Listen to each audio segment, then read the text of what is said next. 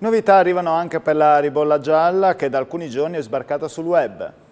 Quello che potrebbe diventare il nuovo vino simbolo del Friuli Venezia Giulia sbarca sul web con un'iniziativa digitale che vuole coinvolgere produttori, enti pubblici e operatori economici.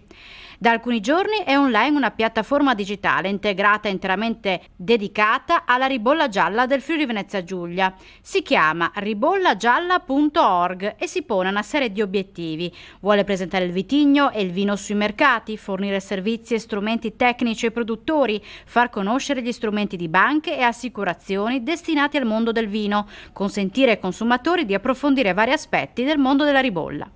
La piattaforma sarà presentata venerdì 25 ottobre con un evento a Cividale del Friuli al quale parteciperanno tecnici, esperti, produttori, storici, appassionati, oltre al presidente del Comitato Nazionale Vini del Ministero delle Politiche Agricole, Michele Zanardo, e il presidente di Civibank, Michela Del Piero.